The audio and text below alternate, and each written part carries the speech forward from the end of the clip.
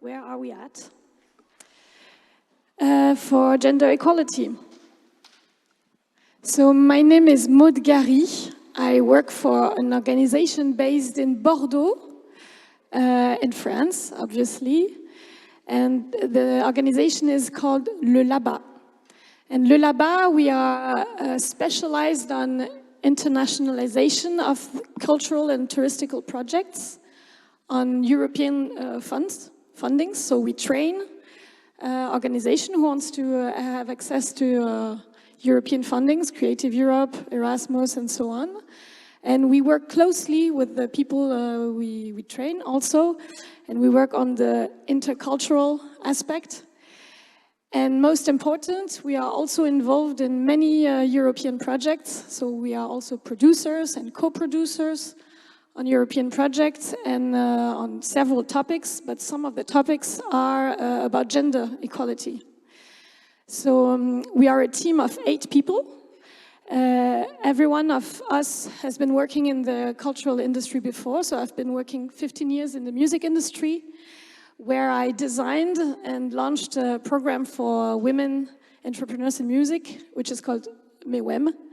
And Corinne talked before about this program. So it's a program that had European fundings and that was in partnership with Le Là-bas.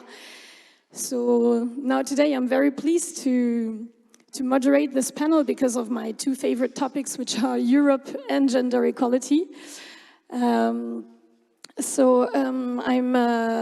Today, we have this question, this big question, where are we at regarding the place of women? We can say also of diversity in culture. So we won't have the answer at the end of the panel, but here there are some very interesting projects that will be presented. And I was very honored to be part of the panel because when I saw all of your profiles, I saw that there are already very concrete actions that are given. But wow, we will try to go on this subject, which is not easy subject. As we may know, all of us, the news today shows that it's still a big issue on the international level. So we have a lot of things to do in culture. Sometimes we think that it's really a very advanced sector, but I think many of you know that in culture we have also still large room for improvement regarding the place of women. The place of women regarding sexual harassment, of course, but also the career of women. So this is where we are today. We will talk about the presence of women, mostly women entrepreneurs, self-employed, artists in the cultural industry.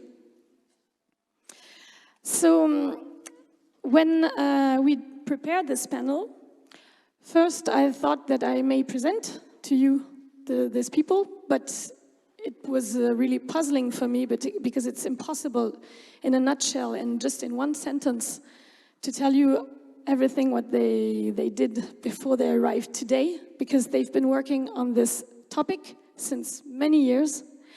So we decided together that they accepted the challenge to present to you their work and who they are with a presentation, 7 minutes. So each of them will take the microphone and present themselves to you. And after that, we will enter into the more rough questions on what can we do today. Before I give, so just very quick, we have 3 Annas. Anna Kedziorek from the European Commission. She will give us a global overview of figures in Europe, which is very important. It's the basis for any action, so it's important to have this global context before. Then Anna Serner from Sweden, who worked a long time in the Swedish film industry. Then Anna Ockman, who did a lot of European projects. So she will tell you about this regarding female entrepreneurship. Maxime, who is a serial entrepreneur, who launched the platform which is called remixed.co. He will explain everything about this, and who is an auto-declared feminist, so I'm very happy to welcome you here. And Marianne Speer, who tackles a taboo, to my eyes, is the question of the financing. Where is the money for the women? So there are a lot of tools, but there is also money over there. So how to get to this money? So she will explain us her work on that. And before I end my presentation, I was just a bit curious on who you are. So I would like to know in the audience, who of you are entrepreneurs or self-employed? Okay. Who are students? Who works in institutions? Okay. And who is else? So there is a question, how many men? But we can see here, there are some men. And we will talk about this later also. Stay tuned. So first of all, European Commission. Here's your turn. Yes, thank you very much, Maud. Hello, everyone. My name is Anna Kedziorek. I work in the European Commission in the Directorate General for Education and Culture, in the unit dealing with the cultural policy of the European Union. And I was asked to give you a brief context overview of EU policy and programs, and also some figures. Where are we today on the cultural, on gender equality in culture? I would like to ask for my presentation. It would be very helpful. It's very, I don't see it on the screen. Huh, that's tricky. Okay. Yes, now. Yes, yes. Very good. Okay.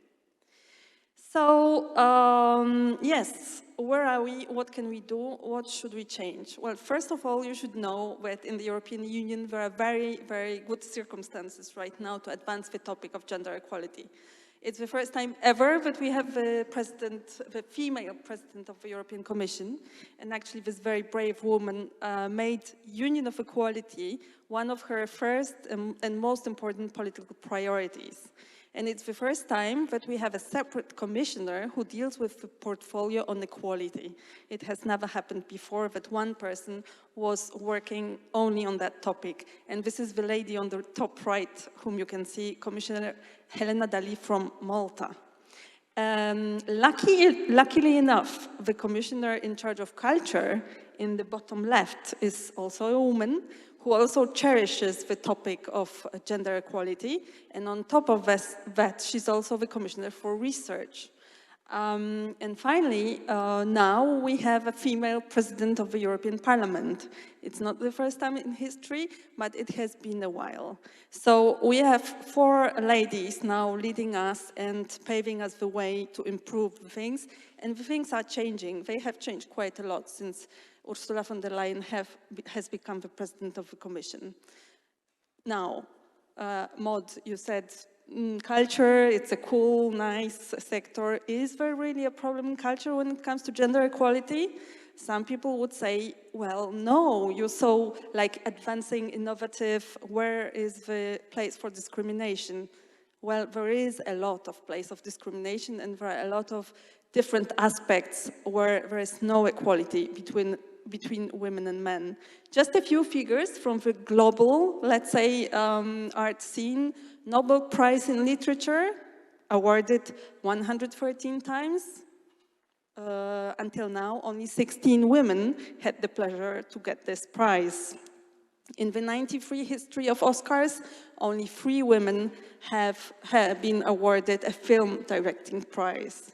And when you look at the top 100 auction most expensive results in 2019, you will see that only 4 of them are women artists. In 2020, it has improved. It was 11 women and 89 men. So there is some positive trend, if you wish. Now, what are the gender gaps? I have a very interesting graph here from the world of architecture, which I think is interesting, especially given the place we're in.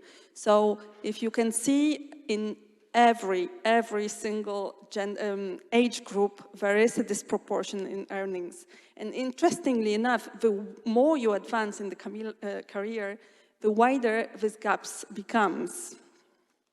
Why is it? Probably because women have less access to leadership positions. They really have the glass ceiling, which is very difficult to break. Here I have a graph which I will not spend too much time on, but it basically illustrates that women do have less access to decision-making and leadership position in different sectors of culture.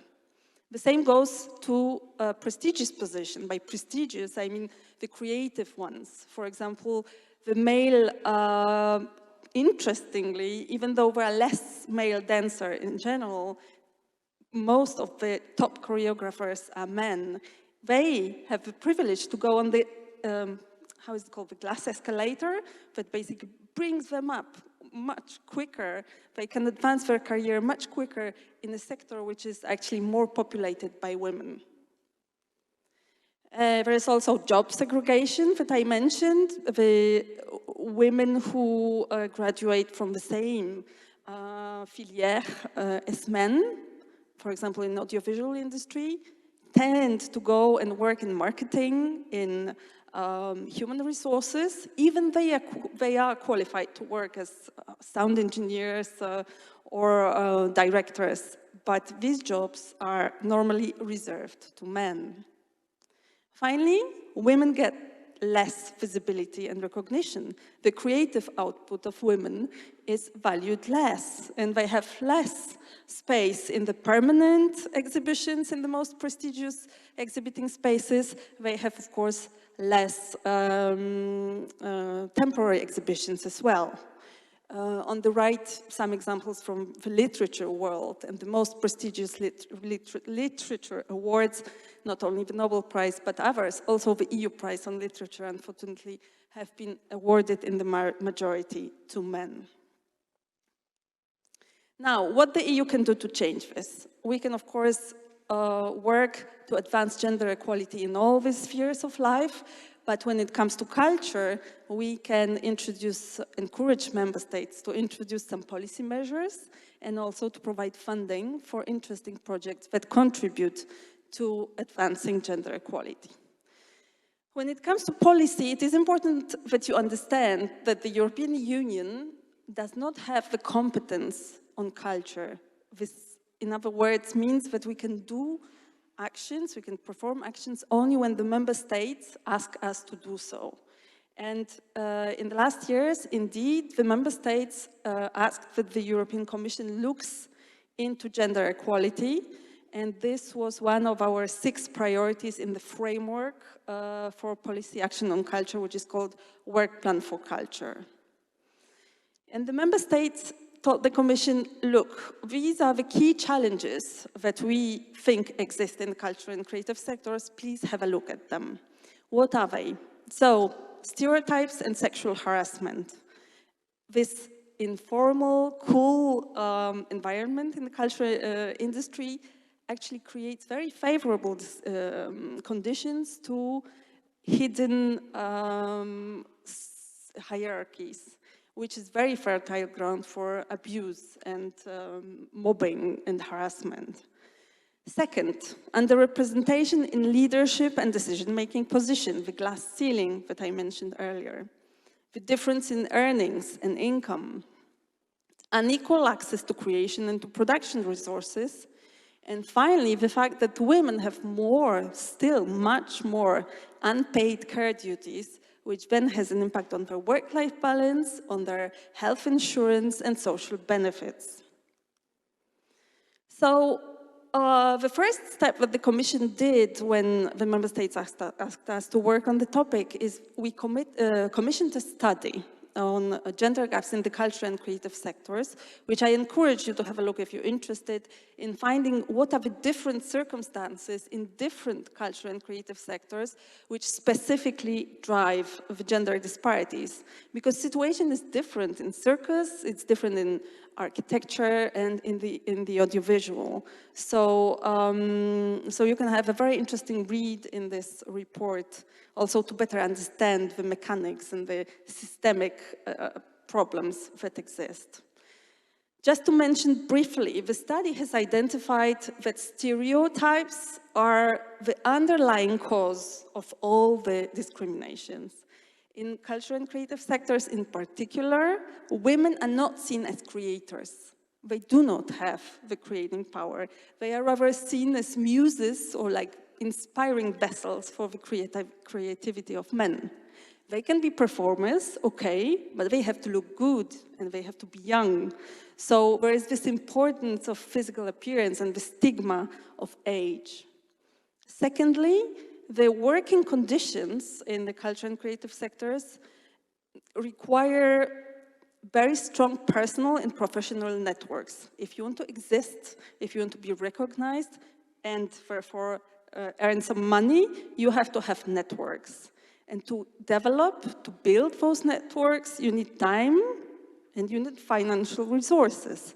Otherwise, how do you do it? How do you pay the babysitter if your colleagues meet in the evening and you just cannot go? So your network is not being built.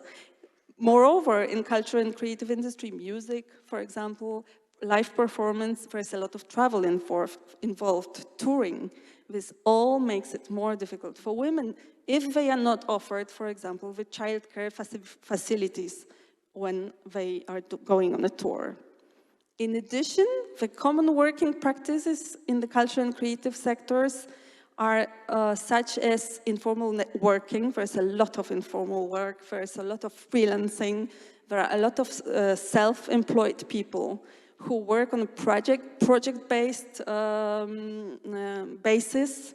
They work with tight deadlines, they have erratic working hours, so of course it's more difficult for women who have children or other caring obligations to succeed.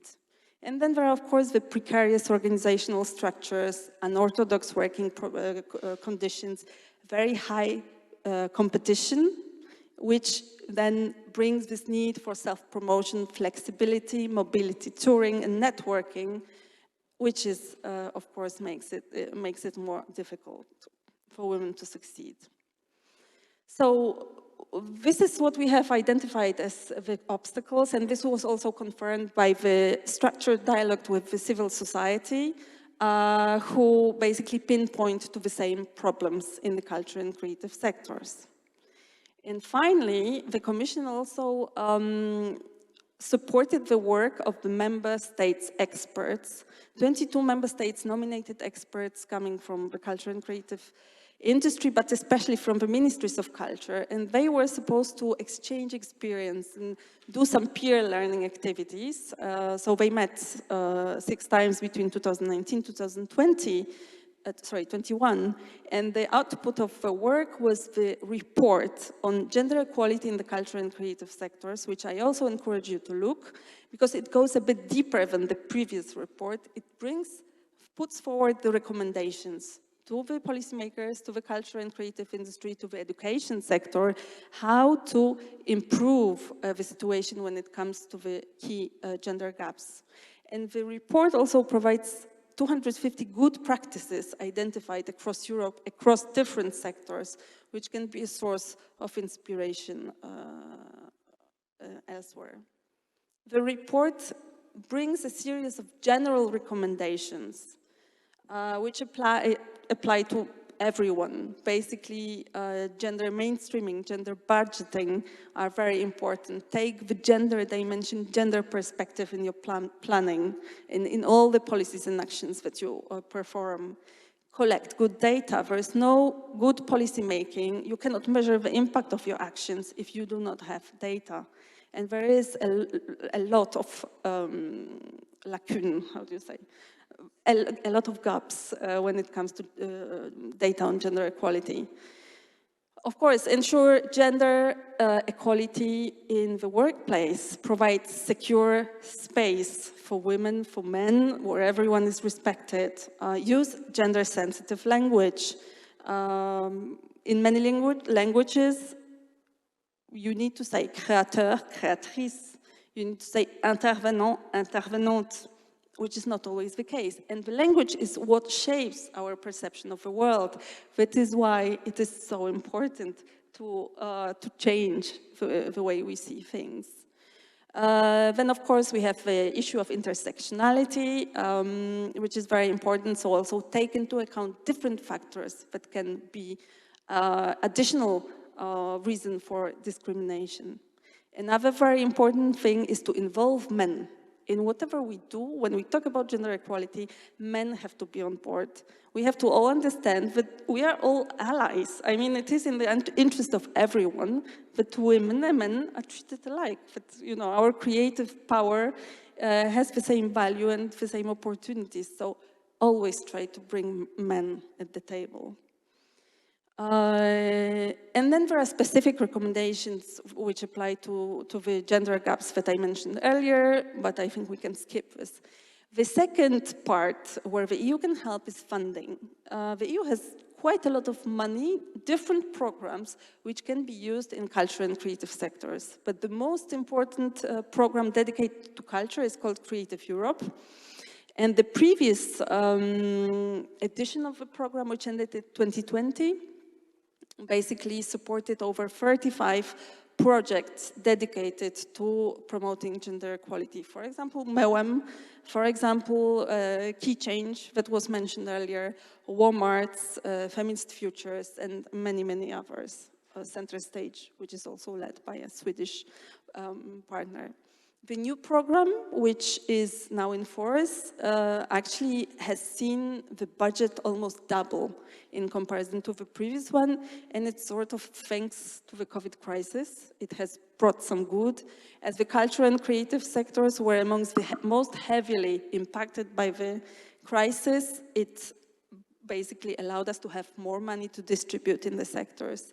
And this program will now ensure the gender mainstreaming. It's a so-called cross-cutting priority. So gender equality has to be taken into account in all the applications, and the applicants who explain how they are going to promote gender equality get a bit more points in the evaluations. So yes, this is where we are. We've done quite a lot, but a lot remains to be done, especially when it comes to the data collection. We really need to improve our data across different member states. We also have to look at the impact of digitization to make sure that there is no digital divide between women and men, and of course look into intersectionality. Thank you. I think that's all for now. Thank you, Anna. Now, we knew that it could not be wrapped into only 7 minutes, so it was important to have also detailed info. So many thanks for this tremendous work that has been done by the European Commission since many years now. So it's important for operators to act on those figures. So now I will give you the floor, Anna Serner. The time that Julien launches your presentation, and so you will explain us who you are and what you did. Thank you, and thank you for letting me be here. I am I just quit my job. I think power should be circulated. So after 10 years, I resigned to give my space to someone else. But I was the head of the Swedish Film Institute, which is like the CNC in France. Anyone here is in film business? No? Good for you. Not enough money. So what I did when I started at the Swedish Film Institute was really to see what can I do as a leader. And I think everyone should look at yourself, and if you are not the leader yourself, ask important but bitchy questions to the leaders how they work with gender equality. The Swedish Film Institute is funding films, the development and production of film.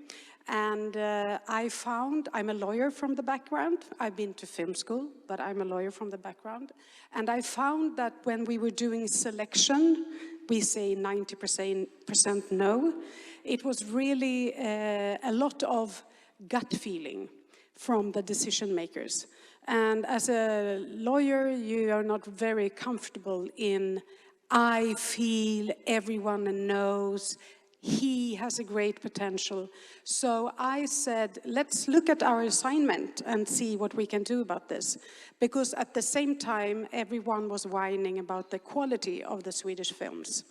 So the assignment is to fund development and production of valuable Swedish film. And valuable is translated into quality.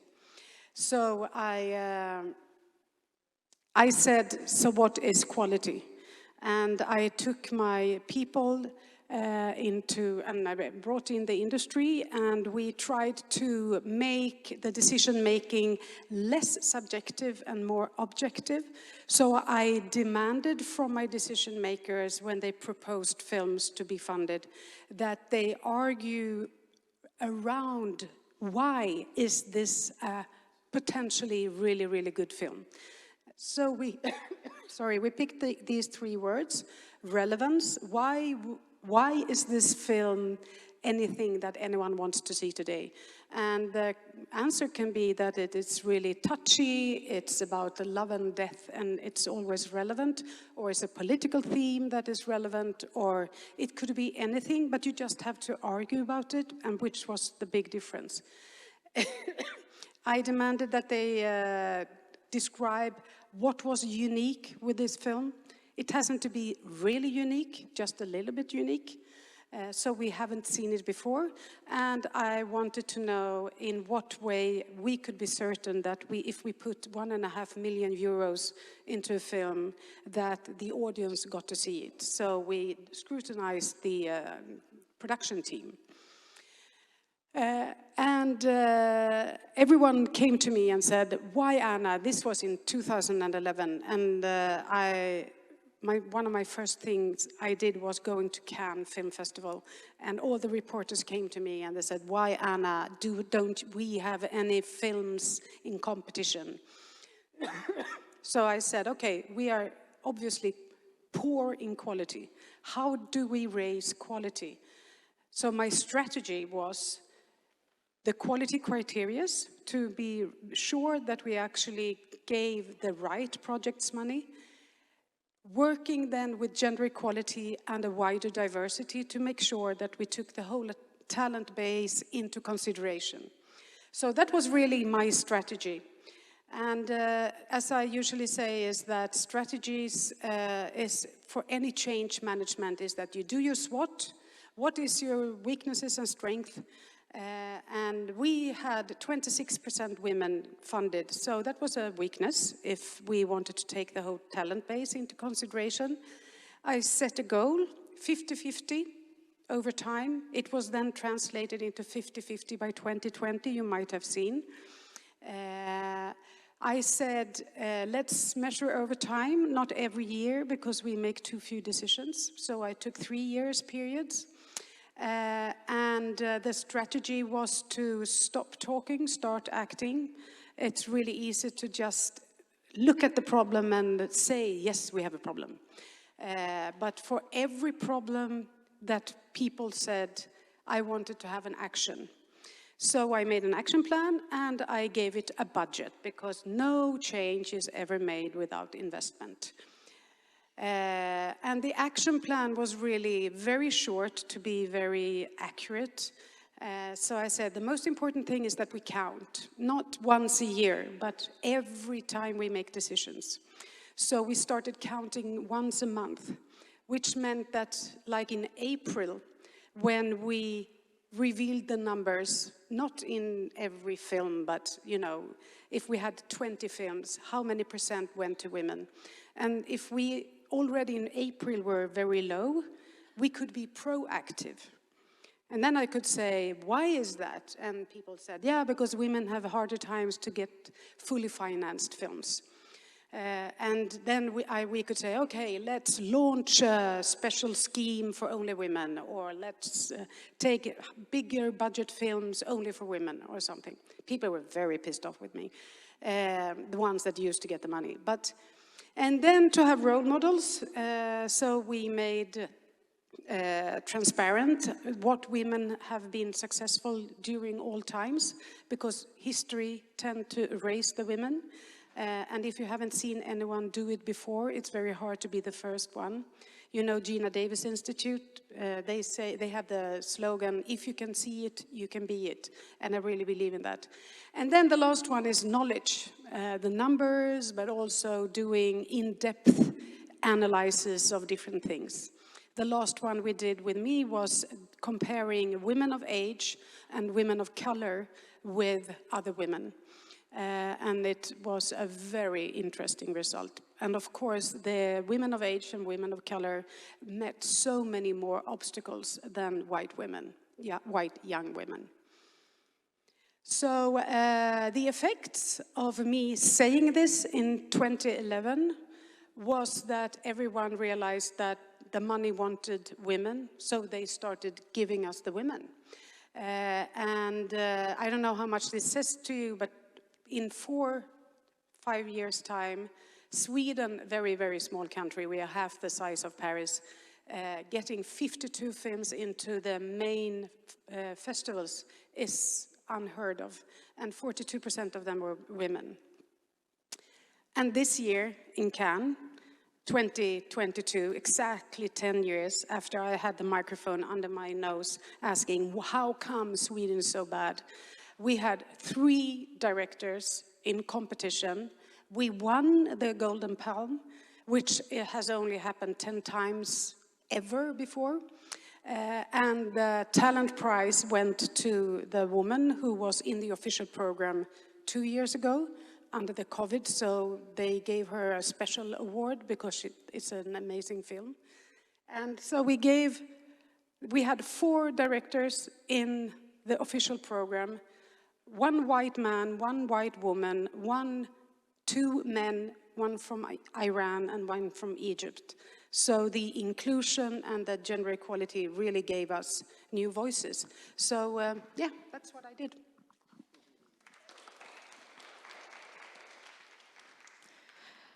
So thank you for sharing us this story and Merci. report also the numbers that are so important, and it seems easy actually, but it was so efficient, and so bravo for this. Now we will continue to travel to Poland now, to Anna Oshman, who will tell us about her ONG and her European project for women. Hello everyone, my name is Anna. I'm president of ARTeria Foundation, the organization, non-profit and non-governmental organization established in 2006 in Poland. We are placed in the south of Poland near the border with the Czech Republic, not in the capital. The organization was established mostly by female artists and creatives. I graduated Academy of Fine Arts. I'm a painter and a designer. So the gender equality topics are an important part of our work from the beginning, and we are trying to do it in practice. That's why we are working with the projects on the national and international level, focus on this topic. I listed some of them here. We also conduct some researches and developing some reports to learn more and to understand better the situation of the gender equality in my country, in the European, in our part of Europe, and to compare it with the other countries. And we are also engaged in some international researches or expert bodies at the topic. It was a brief introduction. And now I was asked to tell you a little bit about the mentoring program titled Women in Art, Win Art, but I would like to start with a very brief elements which are important to understand what we are doing. Some of them were already mentioned by Anna. So only 3 main factors I would like to list here. The first, that culture and creative industries are dominated by freelancers, by self-employed people, by micro and small enterprises. I think some of you already know this project-based style of working and irregular working hours. So this is one reason we started with the mentoring program for women. And the second factor is that the women have difficulties to join male networks of influence. And I think it is a little bit mentioned by our second Anna. sorry to say it like that. And the third factor is that cultural and creative industries, there are many subsectors and many branches in cultural and creative industries. This is why we decided to work, to establish the program to work with young people. It was at the beginning, individually. So in 2015, we started with a mentoring program for emerging artists. Most of them, they were women, but it was originally for men and the women. And we just wanted to work with a gap between the university knowledge and the needs of the labor market. But after 2 years, we understood that we need a special mentoring program just for female artists and creatives. And it was the beginning of Women in Art. What we are doing, we are trying to support the personal and professional development of female artists and creatives by developing their competencies and their knowledge to enable them to navigate better in the art market and to develop their portfolios. Also in the international context. We are working with some trainings and focus on developing the competencies and the knowledge and hard and soft skills. It includes a lot of elements like knowledge about the legal aspects like copyrights or intellectual property, about the financing, about entrepreneurial skills. And a lot of with the soft skills like self-confidence, like resilience, like motivation, like work-life balance, etc., because it is a very important topic in that case. And one of the most important elements of the program is networking, both inside the sector, or the sectors, cultural and creative sectors, but also outside of the sectors. So in practice, how does it work? ARTeria opens call every year, usually at the autumn. And then we start with our mentees from the preparing some kind of initial maps of the needs, of their needs, to match them better with their mentors. And later, they are taking part in the individual and group sessions. And also, they have opportunity to take part in some kind of trainings or workshops. And and it usually is about 1 year, sometimes much quicker, but usually about a year. And we are all the time we are working on changing the program because we would like to match it with the needs of the labor market and with the economic situation. And we usually use the European programs to develop the new tools or use good practices from the other countries or from the other organizations.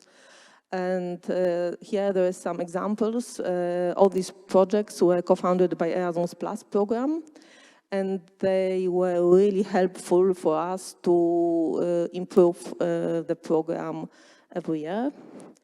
And thank you. Thank you, Anna. Just a small question, Anna. Do you know the number of women you helped through this program since 2015? In 2000, it depends on the year. It's usually about 20 women now, because everything is about the financing, because it is usually, this is not a project. This is a program run by ARTeria, and it is founded by our partners and sponsors. So, yeah. Thanks. So now Maxime Rusniewski, am I right? Who will present us his project too. Yes, hi everyone. I'm Maxime Rusniewski. I was trained also as a lawyer 15 years ago, I think so. I've started my career as a journalist, and then I've worked for the Ministry of Women's Rights. Najat Vallaud-Belkacem, I was her advisor. She was also the government spokesperson in 2012. Then I've launched my own production company, Party, dealing with gender equality issues. And I've launched also, as a volunteer, la Fondation des femmes, which is the main association helping other associations fighting for gender equality and fighting against violence against women. In 2020, I've founded Remixed. So Remixed is a digital platform. And I'm really sorry because we didn't have enough time to translate the presentation. So I'm going to speak in French for this presentation. I think you have the translation maybe for English people. Donc oui, j'ai... So I established Remix in 2020, which is at a crossroads, as you know, that I have been working for the ministry in charge of women's rights and a producer for 8 years. And I have been wondering what I could do in order to use my competence in audiovisual production to continue with my commitment in favor of women. I understood that this commitment required a sort of pedagogical tool. My obsession as a feminist, if I may put it this way, is to attract men and women who are not necessarily convinced by that equality.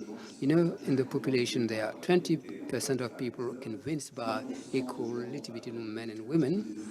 20% of them also are completely disparate. I don't think that I'm going to convince them. And then you have the rest of the people who say, well, I'm in favor of equality, but yet they're not doing anything at home because they just say it's our bits.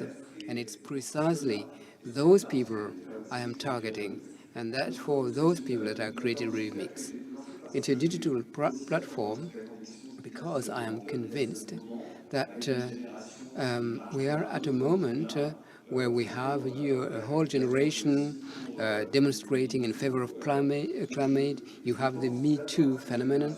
I am thinking of this so-called Z generation, not willing to wait for 100 years for equality to just become a reality. So why a digital platform to deal with these issues? After all, there are plenty of training organizations intervening in companies. Well, you know, I am convinced that it's better to be able to express oneself freely. You can access it anonymously, and also law evolves very quickly. We need to very quickly upgrade our platform. To take into account the legislative changes. For example, recently there has been laws in France that in fact changed the different rights, and so we need to be able to very quickly adjust our platform to changes in legislation. Why focus on these issues? First of all, we need to prevent risks by fostering engagement. Public organizations, or public as well as private organizations, they need to be able to attract people who are willing to work in environment which are inclusive. And also, brands are very much interested. So people tend to say, well, I am now proud to say that nobody enters the company, joins the company without having some, sort of awareness raising to harassment or abuse. So, generally when you join a company, people are told about how to fight fire in the company, or if there is an alert, and so on and so forth. So now people also have to be informed about the harassment-related issues, and it also helps reduce the turnover. We are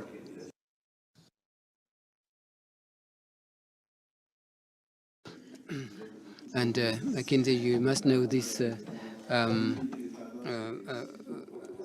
this company. They have demonstrated that it also helps enhance productivity. I have created a social organization, and but it's also good for companies who are working in favor, trying to generate, I would say, profit. It's also group mixity is also good for growth.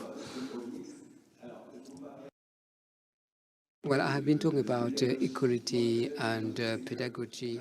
What is good about Remix is that we've created a serial known as Paleo & Co. You will certainly see an extract on sexism.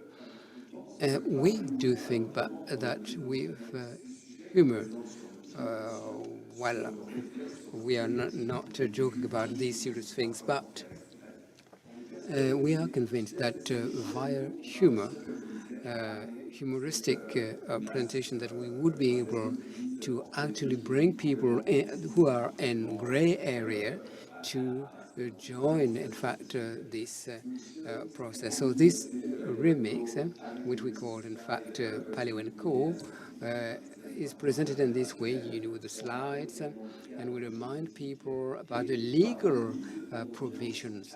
And in this way, we also improve the Paleo & Co. Serial via games to get workers to be aware of the figures of what is happening in the companies. And at the end of the process, in fact, the workers understand the difference between sexual aggression, harassment, and sexist behavior.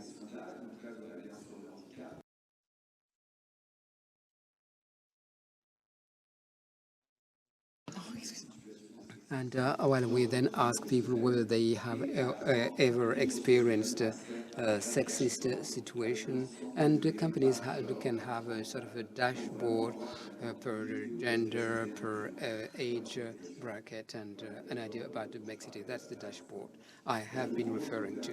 Regardez un extrait de... I suggest we now look at this prevention of sexism on our remix.co. You have access to all of these themes in English as well for the non-French speakers. All the content is translated into English.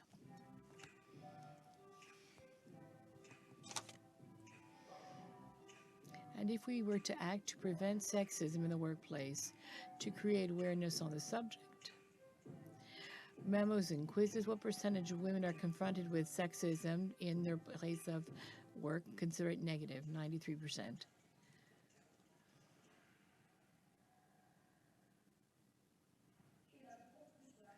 And here I conclude with the progression of sales of pottery in the silex.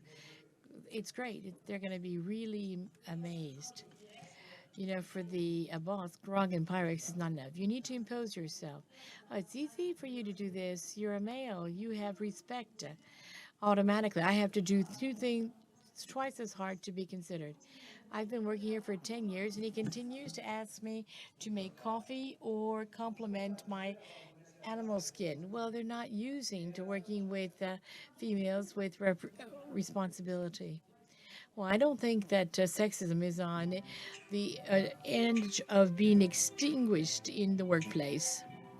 So let's do some surveys. What would be your action if you were confronted with a sexist behavior in your organization? And then open-ended questions, a story or proposition to share regarding the prevention of sexism in our organization. What could we do? In less than 10 minutes, connect yourself to the Remix platform to inform yourself and to be able to report these activities anonymously. So that was for Remixed. Thank you. Thank you, Maxime. Now, last but not least, Marianne. Thank you, Maud. I'm waiting for my presentation. My name is Marianne Spier.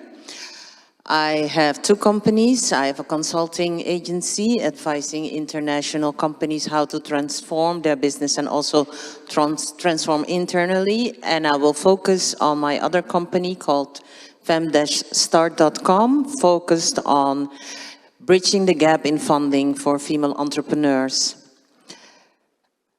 First, I want to talk about the numbers. When we talk about female entrepreneurship, when I started with this mission to bridge the gap in funding, this was in 2015, when we were organizing competitions for female entrepreneurs, and we discovered that in the Netherlands, it was so difficult for them to find funding for their business. And this could be tech entrepreneurs, but also cultural entrepreneurs. We saw that in every industry regarding female entrepreneurs in the Netherlands. So we did some research and we checked globally what is happening regarding entrepreneurship. And what we saw is that there are a lot of entrepreneurs.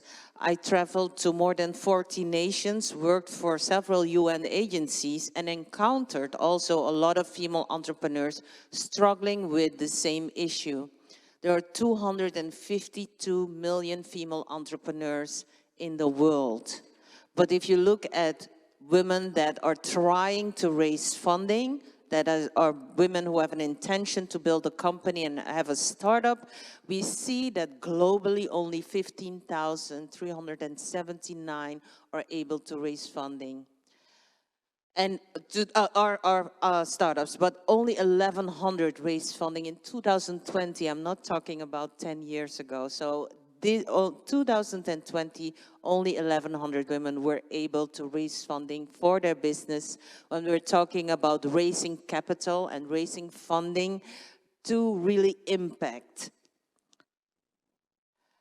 And of course, I'm from the Netherlands, so I'm going to talk about our own project. And we digged and we found the numbers that 672,380 entrepreneurs are women in the Netherlands.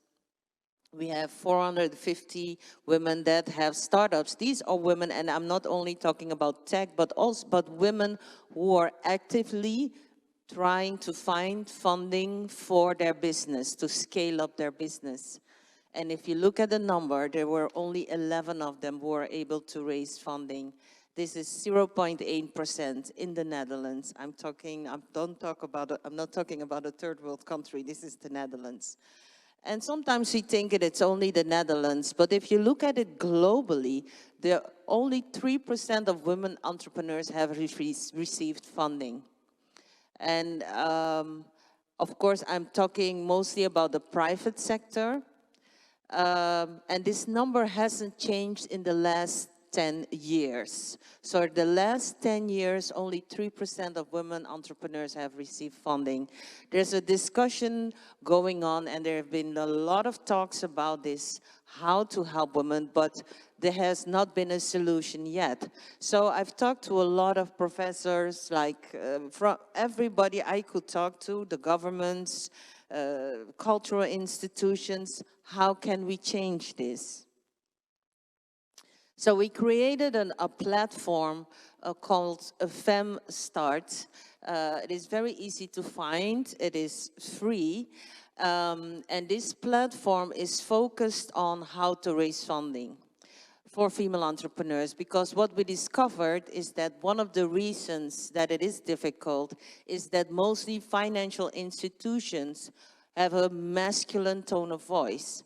A lot of women entrepreneurs, when I talk to them, they even receive letters from banks or financial institutions with Mr., not even Miss. So there is where it already goes wrong. So the tone of voice makes it difficult for women entrepreneurs to find the right information.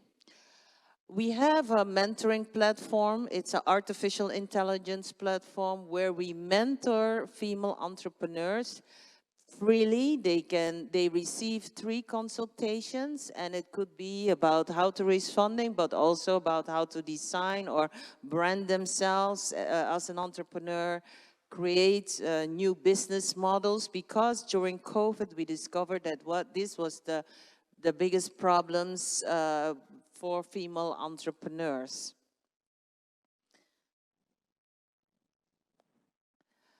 I only had 7 minutes, so I really...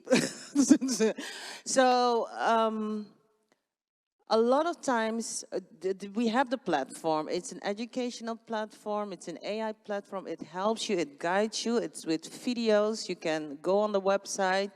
We also have a mentoring platform. It's all free.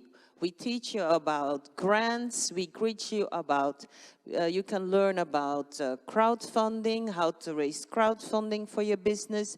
You learn about venture capital. You learn about bootstrapping. How do I manage my business if I do not have enough money?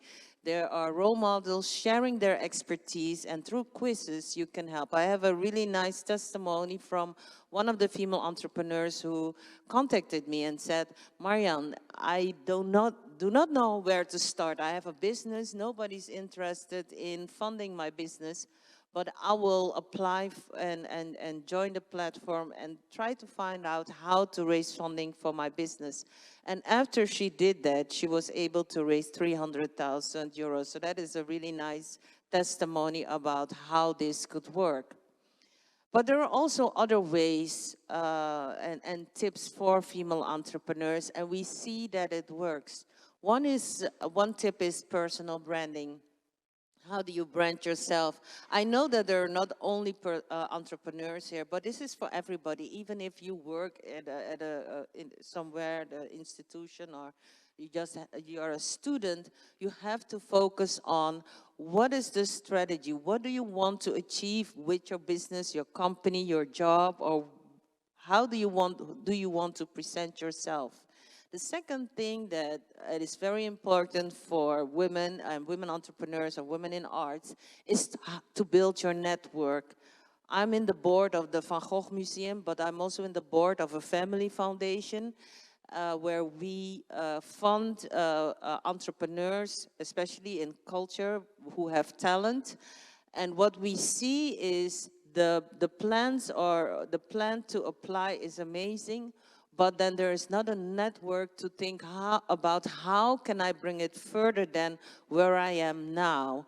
And also, especially in the arts, it's important to look outside of your bubble and try to collaborate with different industries to show and present your art and build networks with organizations that you would usually not be in contact with. The third tip I would like to, this has already been said by Anna, is do your homework. Find data, find the right data when you want to present and bring your art project or your business to a higher level, or find the funding. Present the data that can help you and bring your business to a higher level. If you have a team, if you have a business, a team, but discuss also and ask about the funding challenges you're going to with them, and maybe they have ideas how to bring your business to a higher level. I discovered it myself. I have a team of 7 with my consulting and with FemStart 5 people working, and we sit like every 3 months and discuss about what opportunities, and sometimes it's even the intern who comes with an idea how to monetize the projects and bring them further. Of course, the grants and the subsidies, we heard the story from of Creative Europe and all these texts that you can apply. But crowdfunding, especially women entrepreneurs, are very successful in raising funds for their business. I have a friend who approached me to help her with creating a solar lamp, and she did not know how to start. I told her, first start with, do people know you? Are you a brand? Because if people do not know you, they do not know where to find you. And we helped her create the crowdfunding platform, and within 3 days, she was able to raise 100,000 for her business, and she was thinking about 30,000. So sometimes you have to follow these steps to really build your business. And the last one is pitch. we've all been pitching here. You hear all the stories. It's all a pitch about what we are doing. And I want to encourage you, even if you're a student in art, start practicing. What are the 3 things? What is so unique about your product? What is the added value? And how will you be able to network? And also be very clear about how much money do you need. And do not think small. I've been talking to a lot of female entrepreneurs, and then they say, I need 300,000. But then I ask them, what do you really need? And then they say, well, I need 1 million. So I said, start with that. And do not be shy about that, because that is also something women, especially in the arts, are struggling with. But the men are not shy about that, so do not worry about that. So this is my story. I do not want to take too much of your time, because I would like to open the floor also for the questions. Thank you very much. So, as you understand, the idea of this roundtable was also to make some inspirational projects to show you and to have those speeches.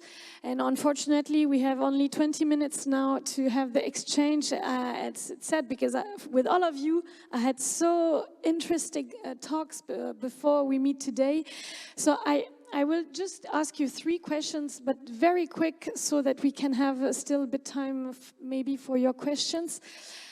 First, a tricky question for you, Maxime, because Anna said involvement of men and so on, and we know, and we did mentorship programs where the idea is to stay amongst women, doing network amongst women. So what about the question of involving the men, and how come that they can be more involved in this topic? That's a really interesting question, because Quick answer, I'm sorry. Quick answer, yes. Like 2 minutes, 1 minute? 1 minute, okay.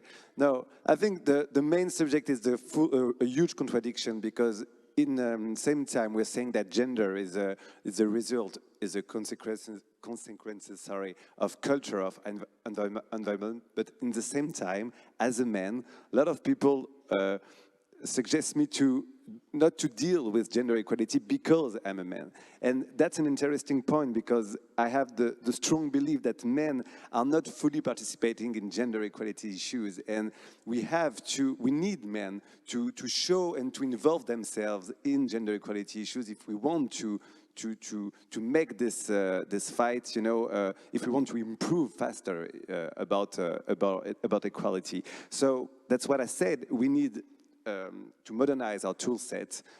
I think that feminists need to ask themselves about what they're doing, about how they're speaking about gender equality, because if gender equality cause is moving not so fast, such as, LGBT plus cause, it's maybe because we didn't modernize our tools and our way to speak and to deal with these issues. That's why I have the conviction that we need men to be visible, but in the same time, men can't, take the women's place. And I often say that when people ask me to be a part of a conference like today or on a TV show, first I ask about the panel, about the gender equality, and if it's 50-50, I'm okay to come. But if it's not, I prefer to have a woman instead of my place.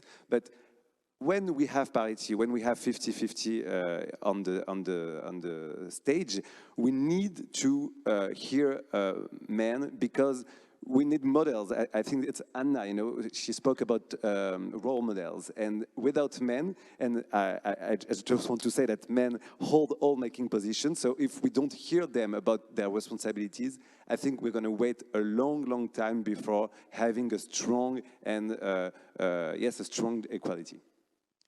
Thank you, Maxime. And if I may add something related to what you say before with the language in French. So in English we say gender equality. The word woman is not there. And I have experienced a lot of roundtables with the word femme or woman.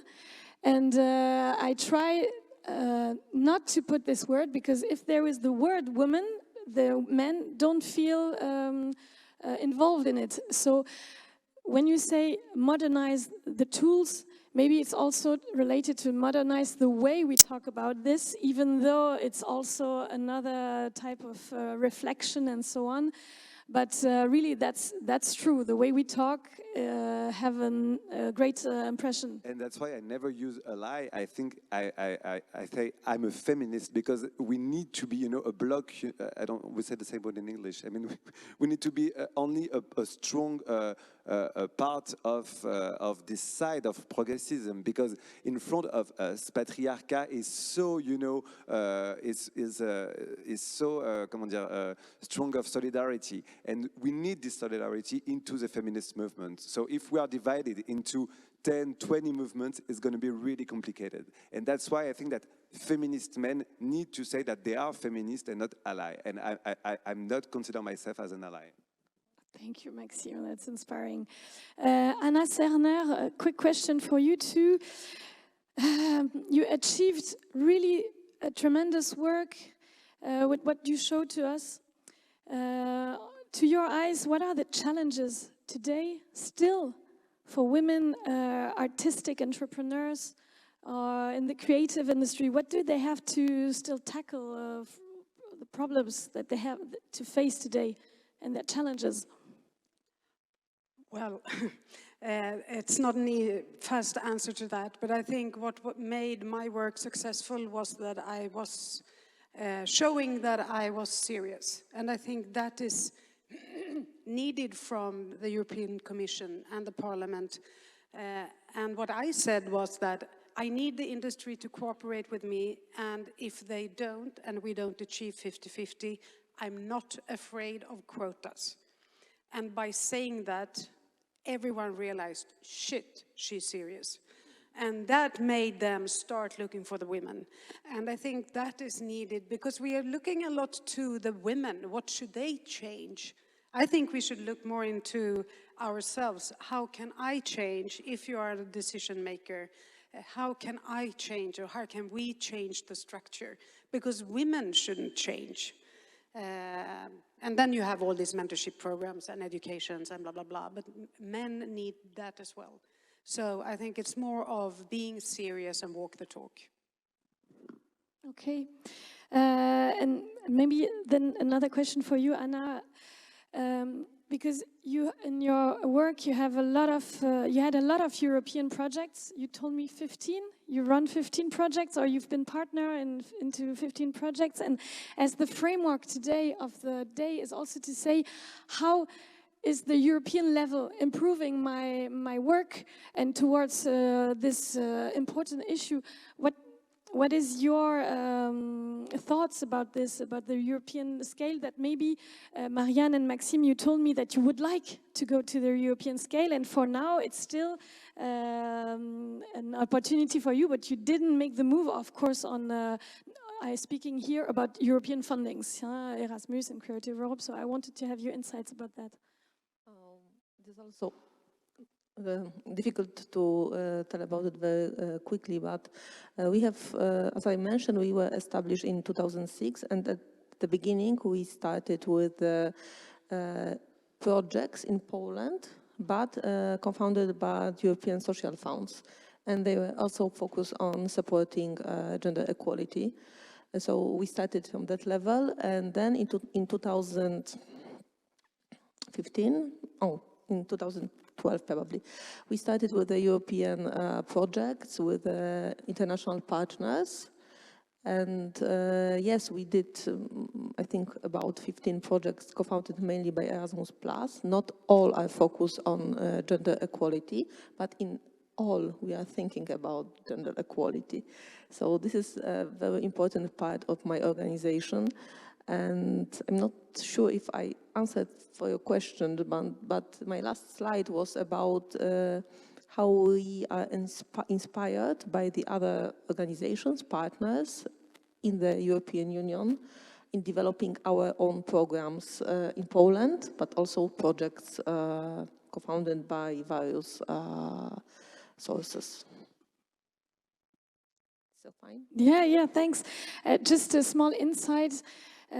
Some of you may know, but when you apply to Creative Europe funding, you can have additional points for the gender equality question. That is to say that your application will be noted on 100 points, and if you show that in your project there is something good for the gender equality, you will have 5 points more. You have to explain this, of course. And I've been discussing with a woman from the Erasmus agency who told us that Erasmus Plus projects also have this indication, not 5 points like Creative Europe, but it really tends to go on to what Anna Kedziorek told us before. It's one of the priority. So we have to do the move to go to the application, but the fundings can also be there for this topic. So we have 8 minutes remaining. Do you have in the audience some questions maybe that you wanted to ask to our panel? Just saying that after the panel we will stay here and you will have also plenty of time to come and to discuss, because it's so short. I'm really frustrated about that. We could speak all night long about that, but I give you the floor. Yes, Mr. And you after? Yes. First we have this a man up, raising the hand.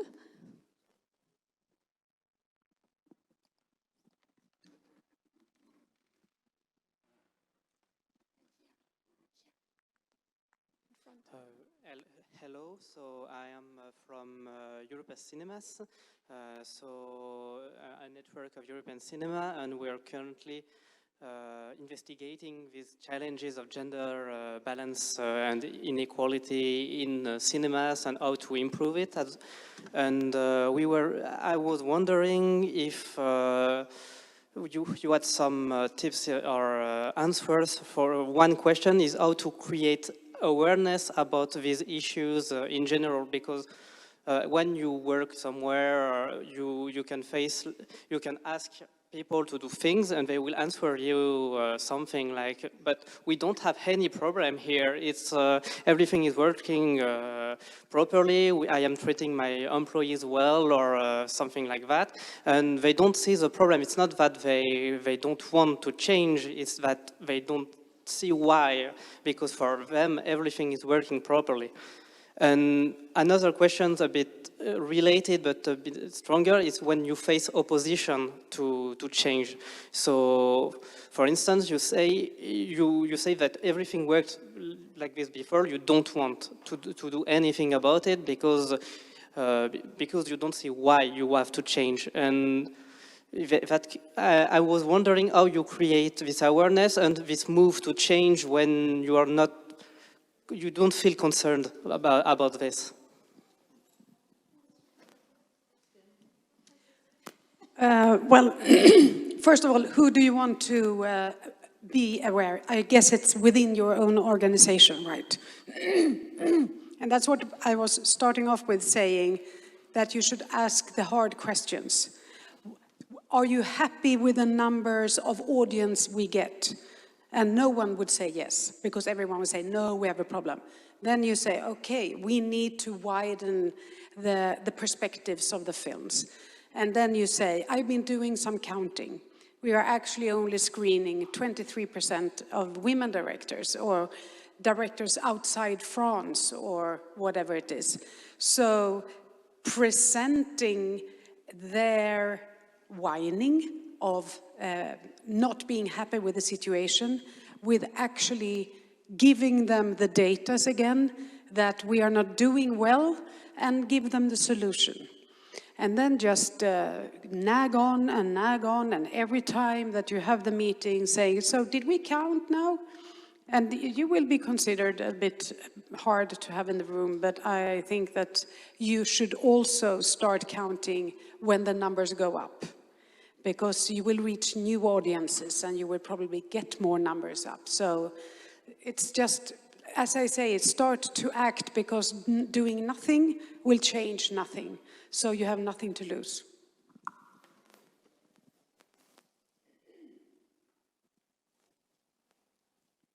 Thank you very much for the great panel. To add to the Anna's, my name is also Anna, so so I feel very included in the conversation. But actually, my question is for Marianne. Marianne, thank you for the relevance on about entrepreneurship and funding for females, especially in the art sector. But I know it's the same in any type of entrepreneurship. I have friends that have struggled to gather funding in whatever sector they are. I want to understand a little bit more on your perspective and the research you've done of why that could be. The question's twofold. Is there anything that differentiates the women that actually get funding from those that don't, or their companies, the sector they're in? And the second part of that question, is it a question of confidence that investors have in women, or is it a question of women knowing where to go for funding? Thank you for your questions, very smart questions. The first question, what is the difference? We built this platform based on the women who raised the funding because we always focus on the negative. So I had a lot of conversation, even with professors who did a lot of research on that.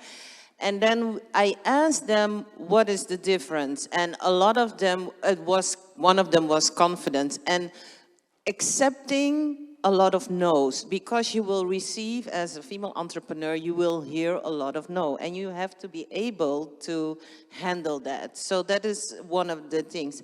But there is also bias, because most of the financial institutions, if you look at the employees, most of them, 5% of them are female. So you have 95% that are deciding on who receives funding. I'm also in investment committees, and when I see the difference when women come and when men come, and it doesn't matter, the guy looks a bit nice and he shares a story, all the guys say, oh yes, he's amazing. And when a lady comes with a really smart presentation, if she's shy, they will say, oh, she's shy, I don't know, think if she's will be handle that.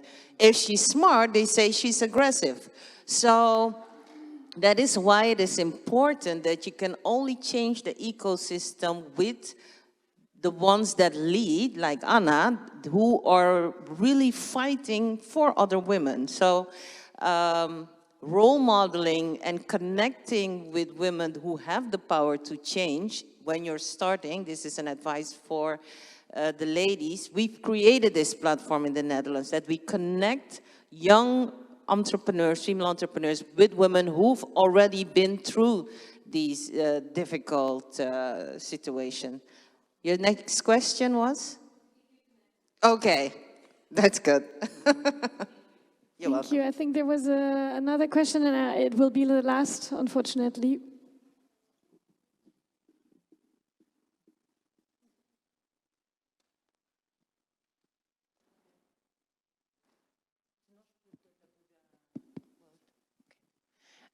Thank you for your presentations. I wondered if you knew about fundings out of Creative Europe dedicated to gender equality. That's it. You mean on a national level? No, at European level.